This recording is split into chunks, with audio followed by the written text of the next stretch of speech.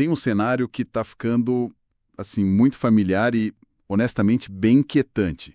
Você acorda, pega o celular e tem aquela série de notificações. Ah, sim. Uma tentativa de login no e-mail, um alerta do banco, um pedido de redefinição de senha numa rede social que você não fez. Exato. A sensação é que, enquanto o mundo dormia, alguém passou a madrugada tentando invadir sua vida digital.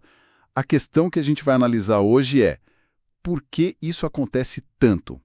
Porque o nosso bom e velho modelo de login e senha parece estar falhando de forma tão espetacular. Olha, o ponto fundamental dos materiais que a gente analisou é que isso não é azar.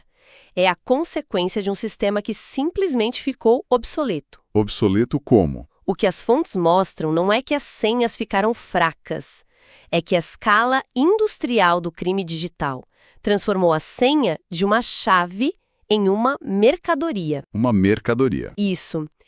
E você não protege sua casa deixando uma mercadoria de fácil acesso do lado de fora.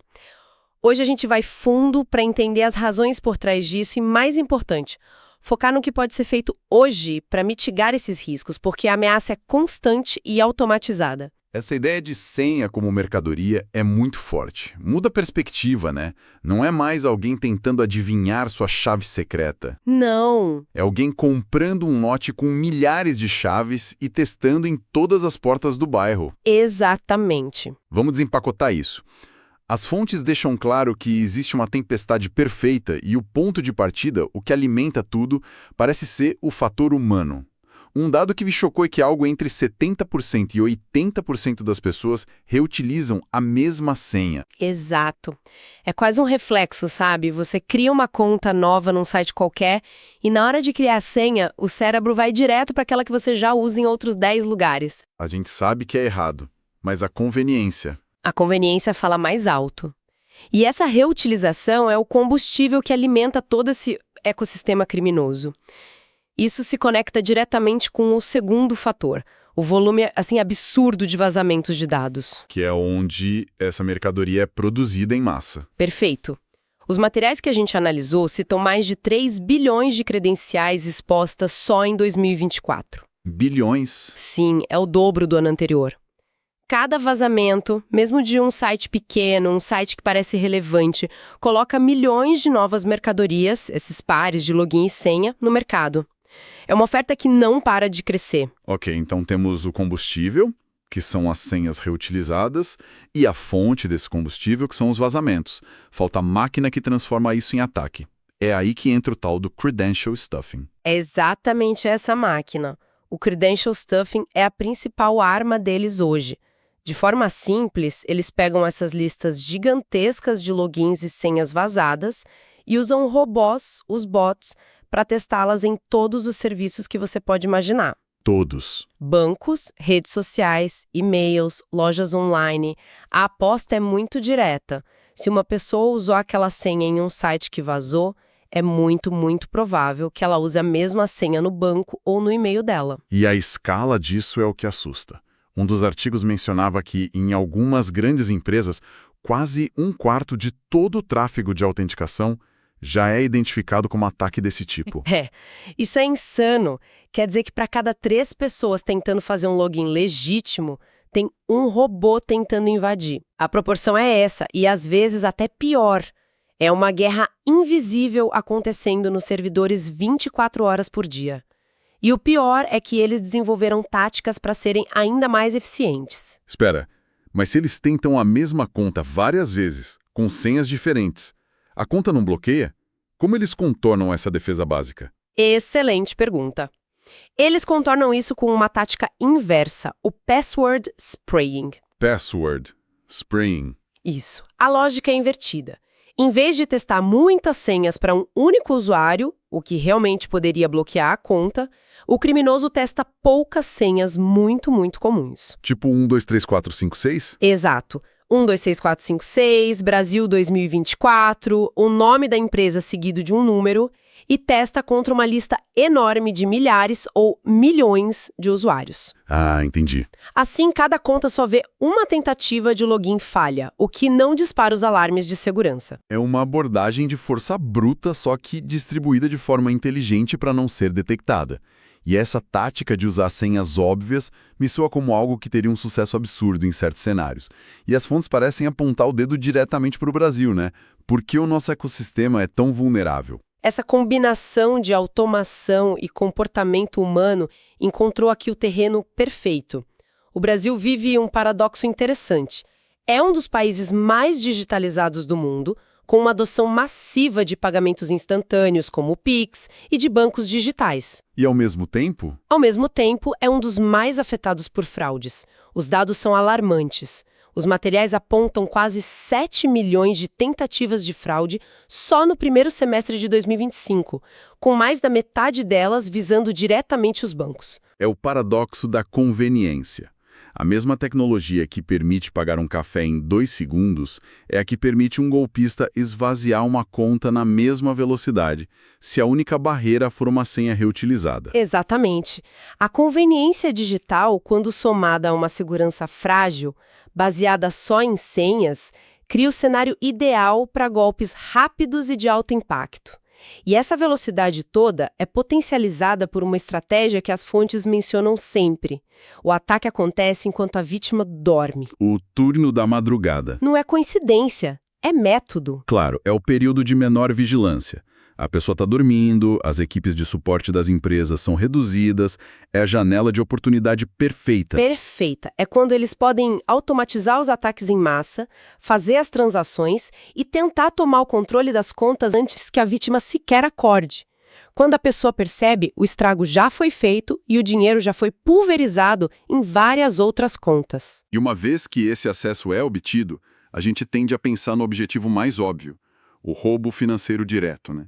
Esvaziar a conta e pronto. Sim, mas os materiais mostram que a monetização é bem mais criativa e, em alguns casos, muito mais cruel. Como assim?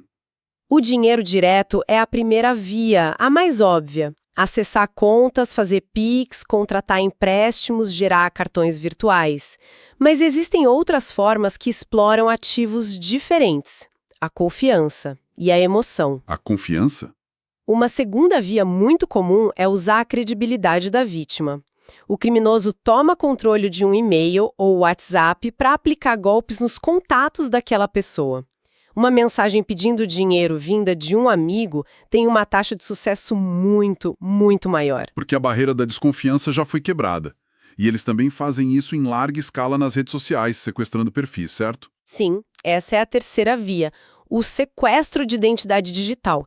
Eles invadem um perfil, trocam a senha e começam a aplicar golpes de falsos investimentos, o famoso Pix em dobro, ou promoções inexistentes usando a imagem e a confiança que os seguidores têm na vítima. Eles usam a sua confiança contra seus amigos. Imagino que o próximo passo, e talvez o mais perverso, seja usar a sua intimidade contra a sua própria família. Exatamente. E essa é a quarta forma, uma das mais cruéis. O criminoso usa as informações e fotos que ele encontra na conta invadida para criar uma narrativa convincente de emergência.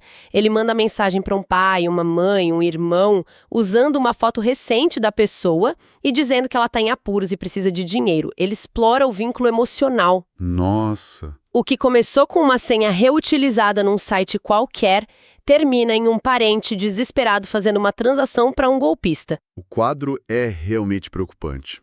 Mas o ponto central dos materiais não é só apontar o problema. A premissa parece ser: precisamos aceitar que o modelo de senha única está quebrado e parar de culpar só o usuário. A ênfase, como você disse no início, é no que pode ser feito hoje. Quais são as ações concretas? Exato. A solução exige uma mudança na arquitetura de segurança. Para as organizações, as fontes apontam algumas medidas que já não são mais opcionais.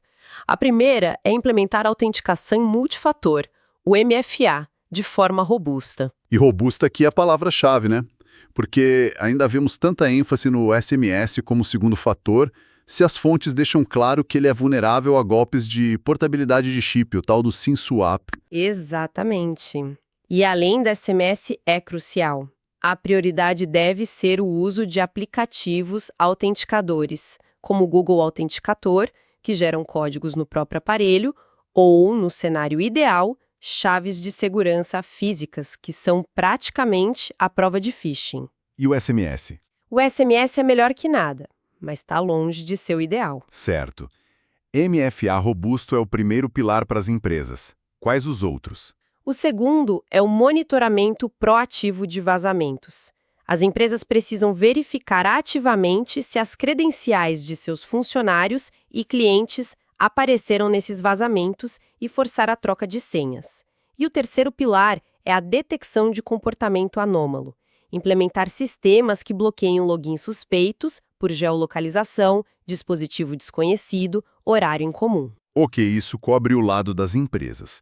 E para a gente, para as pessoas comuns, se o conselho de criar senhas fortes já não é suficiente, qual é a orientação prática e realista que realmente funciona hoje? A mudança precisa ser de ferramentas e de mentalidade. A primeira e mais importante ação individual é adotar um gerenciador de senhas. Ah, sim. A sobrecarga cognitiva é real. Ninguém consegue memorizar dezenas de senhas, como 8K é comercial T-cifrão, para cada serviço. É impossível. Um gerenciador faz isso por você. Mas aqui entra aquele medo clássico que as fontes até mencionam. Ao fazer isso, a gente não está colocando todos os ovos na mesma cesta? Se alguém invade o gerenciador, o estrago não é total? Esse é o receio mais comum e é legítimo. Mas a questão é que esses gerenciadores são projetados com segurança de altíssimo nível. Você protege o acesso a ele com uma única senha mestra, que deve ser a única senha que você realmente precisa memorizar e que tem que ser extremamente forte e, crucialmente, você também ativa a autenticação multifator para acessar o próprio gerenciador. 2 camadas de proteção. Exato. Com essas 2 camadas, ele se torna um cofre digital muito mais seguro do que a nossa memória e o hábito de reutilizar senhas. Entendi. Então o gerenciador resolve o problema da reutilização e da complexidade. O que mais? A segunda ação é ativar a autenticação multifator em absolutamente tudo. Onde quer que essa opção exista, ela deve ser ativada, de preferência com um aplicativo. É curioso como a gente às vezes reclama de ter que dar um toque a mais no celular, mas não pensa que esse toque é um muro de concreto contra aquele exército de robôs. É uma boa analogia. Uma senha vazada se torna inútil para o criminoso se ele não tiver o segundo fator. E, por último, os materiais falam muito sobre educação. Mas não aquela educação genérica de tenha cuidado. Parece ser algo mais específico, né? Sim, educação precisa ter uma conexão direta com a consequência. É preciso entender que reutilizar a senha do seu e-mail no aplicativo de delivery não é um risco abstrato. É uma ação que pode concretamente se transformar amanhã no golpe que um parente querido vai sofrer. A conexão entre o ato de repetir a senha e o dano real precisa ser cristalina. Não é sobre se vai dar problema, é sobre quando. Então, o grande ponto de virada aqui, o que toda essa análise nos mostra, é que a pergunta deixou de ser a minha senha é forte o suficiente. Sem dúvida. A pergunta correta hoje, tanto para um profissional de TI quanto para qualquer pessoa é: minha forma de autenticação está preparada para um ambiente onde milhões de ataques automatizados podem acontecer enquanto eu durmo? É uma mudança de paradigma completa. As fontes indicam um futuro sem senhas, ou passwordless, com tecnologias como passkeys, que usam biometria. Mas a urgência é para agora. Continuar dependendo só de senhas é escolher conscientemente administrar uma crise amanhã. E isso nos deixa com uma reflexão final. Se a senha é só um conhecimento estático que pode ser roubado e reutilizado, que outras formas de conhecimento nós estamos usando para proteger nossa identidade digital que podem ter exatamente a mesma fragilidade? Qual será o próximo problema da senha, que talvez a gente ainda não esteja enxergando?